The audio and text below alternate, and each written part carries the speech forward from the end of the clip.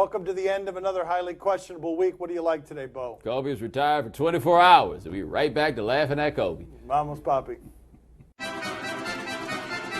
Should Steph Curry feel slighted that the Warriors owner said that it's not just Steph Curry? Should he feel or does he feel? Because you've got a couple of weeks old, these quotes from Bozo quotes from Joe Lacob, the owner of the Warriors, where he says they're light years ahead of everyone else in terms of architecture and planning, and that it's not just Steph Curry. And obviously it's not just Steph Curry, but Lacob then texted Steph Curry, sort of trying to massage the situation and explain what he meant by it. And Steph Curry basically said, in the kindest way possible, the most adorable way possible, hey, owner, you kind of need to shut up and let us play. It seemed a little bit like he felt slighted by it. Well, here's the thing. Of course he's going to feel slighted by it. Like, just because you guys think that Steph is all cute and everything doesn't change the fact that he's the best basketball player in the world right now. The best basketball player in the world thinks the biggest reason his team is that good is because it has the best basketball player in the world. You know the biggest reason why that team is so good? Because they have the best basketball player in the world. All that planning, all that architecture, everything else. Take out the guy that can make 35-footers like they're 15-footers. Take him out of there, and how much does all of that architecture matter? Now, Ethan Strauss at ESPN always says about Joe Lacob, he was at the victory parade when they won the championship, where Lacob praised the guys that signed these contracts and how they got everybody under the salary cap, which is basically in front of the players saying,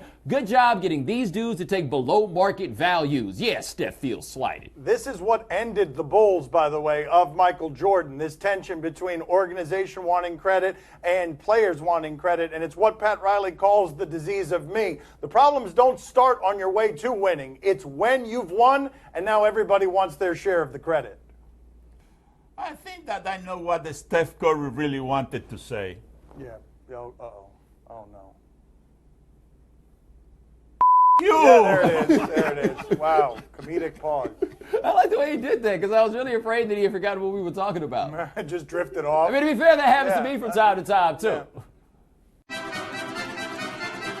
Should the Knicks listen to Melo about his window closing? Yeah, Melo, he is 31 years old, and he told the press that, hey, man, you know, you got to do what you can with Melo while you have him because the window is closing. Melo also said, by the way, that all he really thinks about is basketball and all he thinks about is winning. Whether it's on this team or somewhere else, all he thinks is winning. And he said that in trying to explain that he doesn't think about winning in other places, even though he just said he thinks about winning in other places. He's right, but he's a bit confusing. I do wonder about this. At this point, Bomani, and I love my athletes to be honest and unafraid and answer questions and create a stir for us. But if you're the Knicks, don't you want Carmelo Anthony to stop talking about how much participation he wants in things? You just don't want him saying any more of this because we keep turning this into a story, and the only kinds of stories we have about this particular awful basketball team are these kinds of stories that he keeps giving us. In fairness to Carmelo, though, yeah, they probably want him to stop talking, but what evidence do you have that he's not the best general manager that they have around? What evidence do you have that he wouldn't be better than the general management that they've got? What are you laughing about, Papa? Well, Carmelo thinks that his window's still open. That's cute. Okay, yeah, I mean, it's kind of what we were all thinking, right? It's like a window facing a brick wall. He plays for the Knicks. Yeah. Do you think this page 6 report of Johnny Football being found passed out after a party is why Drew Rosenhaus dropped him? This is an interesting question. The report in page 6 seems to itemize how a house was wrecked that Manziel was partying in and was renting, and now there are consequences from a lawsuit. Drugs reportedly found in the house, liquor reportedly found in the house. But I think it's probably the behavior that is the reason that Drew dropped him, but also the behavior coming to light. It makes matters all the worse. Drew Rosenhaus has never before dropped a client. Drew Rosenhaus only had Johnny Manziel for a couple of weeks. Drew Rosenhaus, while Ricky Williams was on suspension, flew to Australia and started surfing with him and for him, even though he's not a surfer, because he so badly wanted to be near a client, even if that client was embroiled in scandal. Right now, you've got Johnny Manziel. He's radioactive. Not so radioactive that not even Drew Rosenhaus can be near him. Now, it would have to be the behavior because Drew Rosenhaus dropped talked to him before we got this report. And I could imagine after he and his other client, Josh Gordon, Manziel that is, decided to live together, and then you hear about this, oh, no, you've actually cashed a check off Josh Gordon. You got to get this dude that didn't make you any money away from him, and there's no point to have him around. Now, look, this story with Manziel, the New York Post put out some, shall we say, more particular details about what is alleged to have gone on at that house. We're reaching the point now where we're talking about Manziel. It's not about football. It's just for entertainment, because there's no way in the world this dude's playing football anytime soon.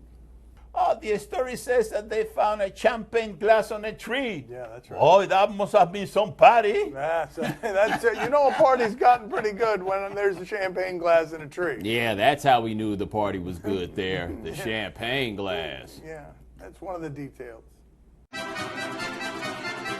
What do you make of a trainer saying Pablo Sandoval needs a babysitter to watch how much he eats? This story kind of bummed me out. We all laughed and we had a lot of fun. He takes a swing, the belt breaks. We thought the panda was someone who slept on bamboo leaves in the off season. It's funny. And now you learn, well, no, this sounds like he's got a problem gaining 21 pounds in 21 days, and that he can't control himself. And it's an addiction the way alcohol is an addiction and drugs are an addiction, that he simply cannot control himself. So it ends up making me sad even as I want to laugh at that video. Yeah, I don't know what to do with weight stuff because that isn't really my fight. You know what I mean? I start trying to get in on the jokes these dudes get in on, and the next thing you know, they get sensitive. That's right. So I don't really know where exactly to go with there, but I do think it's interesting. People aren't exactly sure what they want to do with matters of obesity, whether they think there's simply a matter of somebody being lazy or whether this is something that people actually have to deal with. I know this much, though. The only reason anybody's telling him to lose weight or to have a babysitter is not because of how much he's eating, it's because of how much he's not hitting. Oh, come on, man. What are you looking at, Dad? I can feel you looking at me. What? Well, maybe you need that babysitter. Okay, there it is. That's right. Okay, babysitter. Well, the babysitter. That's why they hired me. It just hasn't worked out as well as expected. Will the babysitter bring pizza over? Coming up next on my son's TV show, we talk to Jeong. How long were you naked that day? That's a great question. Just ask no contest. How long were you naked that day? My son's TV show is brought to you by Expedia, connecting you to the people and places that matter.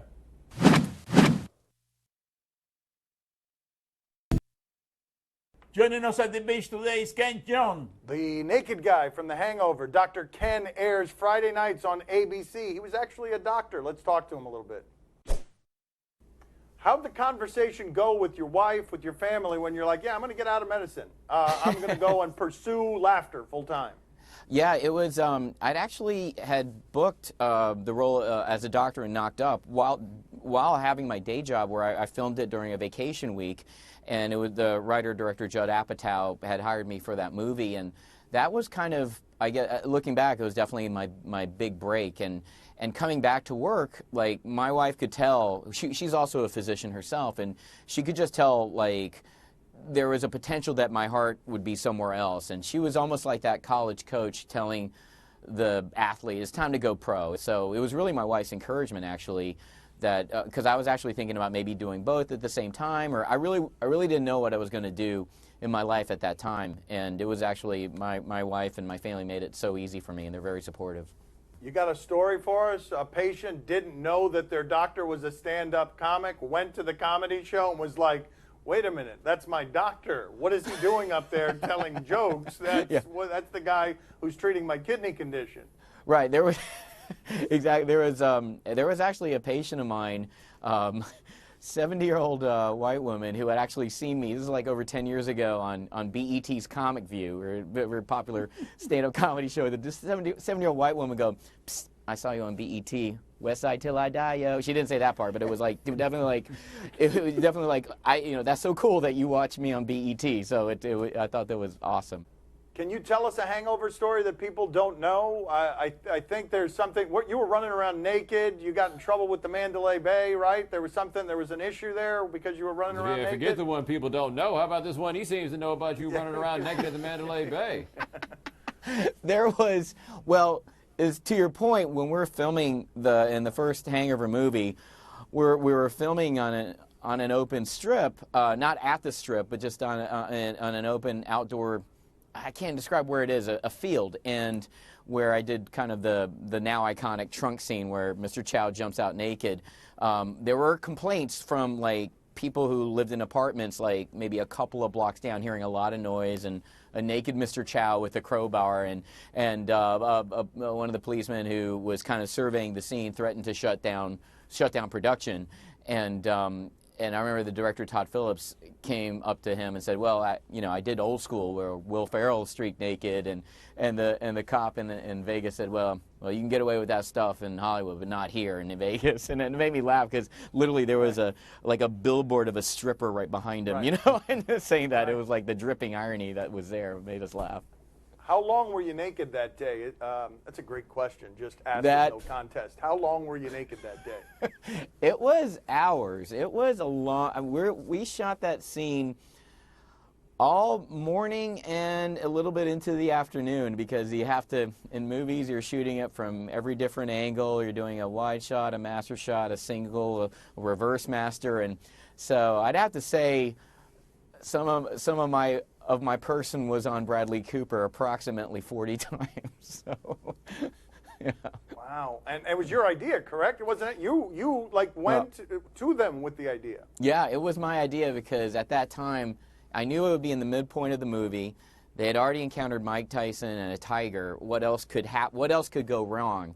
And I felt like, what if the guy who everyone only knew as like the doctor from Knocked Up, jumped out naked? In the script that had me jump out with my slacks on.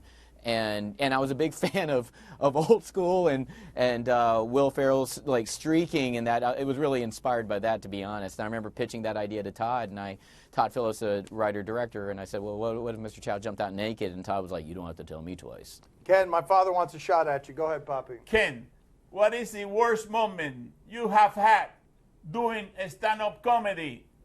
Oh, I tell you, when I did stand-up comedy, I think I was in New Orleans. I was doing my residency there, and I was performing at a coffee house in New Orleans.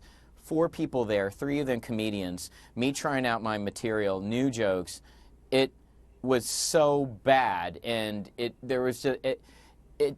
my whole presence on stage sucked the life out of the room, and it just was one of the first times I ever had a really bad show. I've had bad shows, but nothing really, really bad where hardly anyone was there, and I had to fully commit to my act, and I'm obviously a very high energy kind of act, and to do that in front of 4 people the very first time I truly bombed, that was, I still feel that. Do you remember one of the jokes? Can you give us one? Do you remember even one of them? This is how old a joke it was. This joke is so old the drug's not even around anymore. I said, I'm a lot like Nuprin, little, yellow, different. That drug's not even around anymore. And I thought the timing of it was pretty good. It was clever. Nothing. And I mean, of course, a joke now would go nowhere because no one knows that drug. It was basically Advil. But it was like, I thought that was clever back in, I don't know, circa 95. And no one else did. It's a little awkward and only 3 other people are there, and somebody's got to laugh first. I know. I did better. Poppy, this is a better room than True Brew Coffee House in the business district in New Orleans. Yeah. Okay, see you later. We're good talking to you, Kevin. Thank you so much. Gracias. Thank you. Who the neighbors? Kobe Bryant from the Lakers. Now, that's paper. Who? Kobe Bryant from the Lakers. Now, that's paper. Who? Kobe Bryant from the Lakers. Now, that's paper. This broadcast from the Clevelander Hotel on beautiful South Beach, Miami. Time to play the game that has no idea where he's right now. Do you question? Give us topics and events. We question them.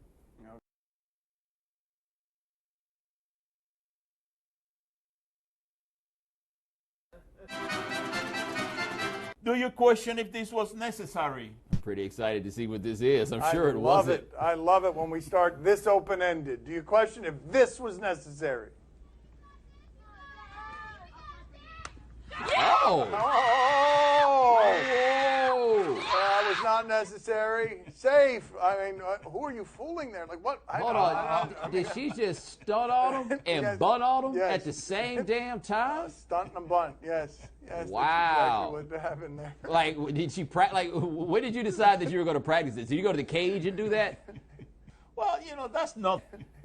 Well, that's nothing. If you're going to do something like that, you got to hit it over defense. Right, You got to hit right. the homer. You know what Yes. I mean? That's the way you Yes, do it. like this guy. That's how you do it. That's how. It's not stunt and bunt.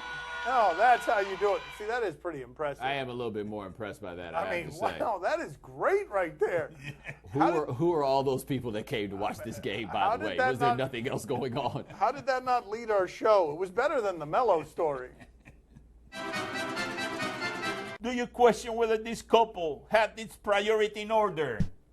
All right, this is what we've been told here on this. We're going out to a bar in Billings, Montana. Okay, we just showed you a softball bunt, and now we descend. Okay, the priority right now seems to be in the right place. Being creepy and voyeuristic. This looks remarkably romantic and tender considering the setting.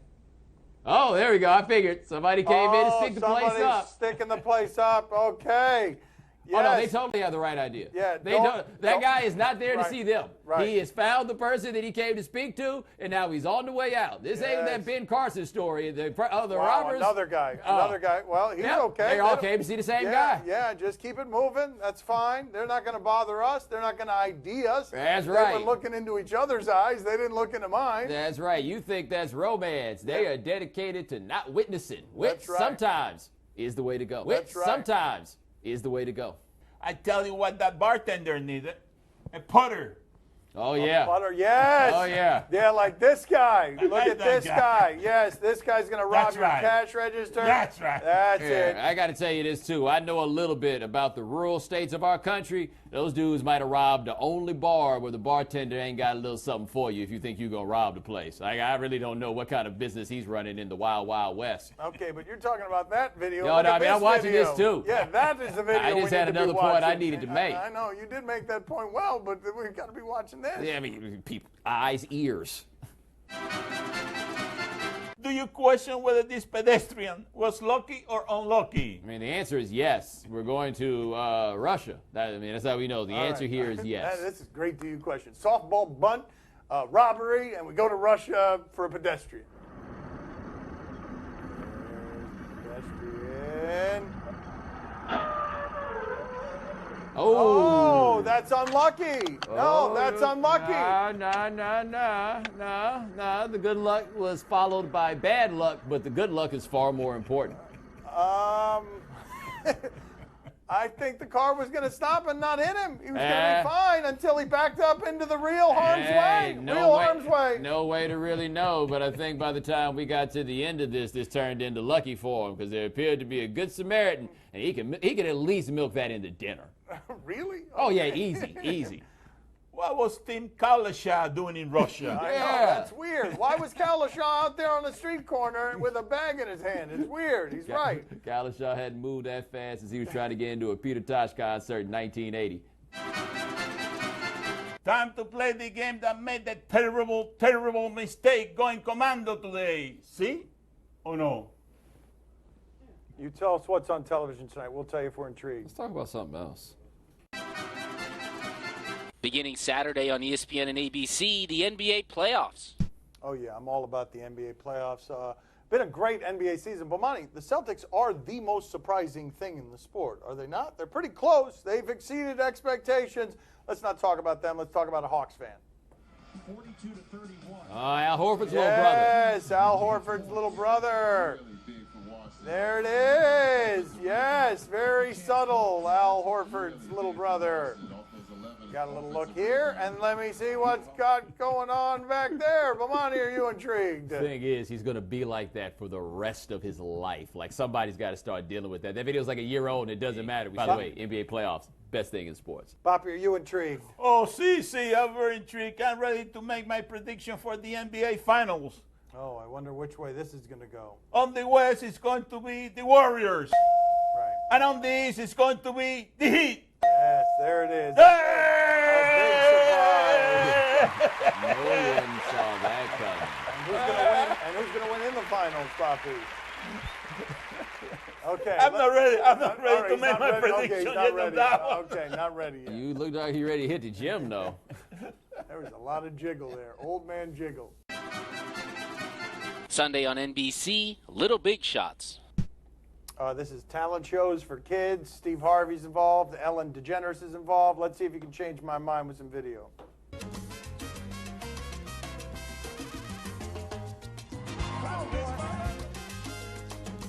Oh, man, I wish I had that kind of confidence when I was that age and that size. I mean, that was me, just not that confident. I mean, he's selling it. He is, yeah. You own that stage, little man, little big man. There is no shame. Oh, ouch! All right. There is no shame in that game. Bomani, are you intrigued? I am a little bit intrigued. Gotta say, amazing American stories. Steve Harvey being that guy and never changing over all these years, becoming like lovable in front of America. Why? He's good at talking to kids and grandmas. Yeah, that helps. That was crazy how well Manny from Modern Family dances. Poppy, are you intrigued? Oh, see, I'm very intrigued. You could see that was a Latino kid. You know, every time that they show a Latino kid, with a lot of a lot of talent, you know. I mean, there for all the marbles, you know. Yeah. And then you got the Steve Harvey, the guy that make a big splash on the Miss Universe contest. You know, I am following him very closely. To make sure he doesn't make any mistakes. Okay, big splash. That's all the time we have for today. Thank you for watching. Have a good weekend. We'll talk to you on Monday. Gracias. They'll talk to you on Monday. I'm going to Paris. All right. Oh. Didn't mean to sound so excited. The only thing that I'm missing is some music. Come on, Dan, join them. This is your chance to be the kids you always wanted to be. No, I don't want to be that kid. He's going to do the strike three on me, right? He's hovering around here. He's going to bring back. What just happened? What is that? Please don't do that anymore. Strike three. Where is it? He's coming. I can feel him. I can feel it. Strike three. Yeah, I can feel it. I knew it was coming. I knew Strike it. three. Yeah, I knew it. Three. Strike three. Oh, really? Oh, no. What is that? That's horribly unpleasant.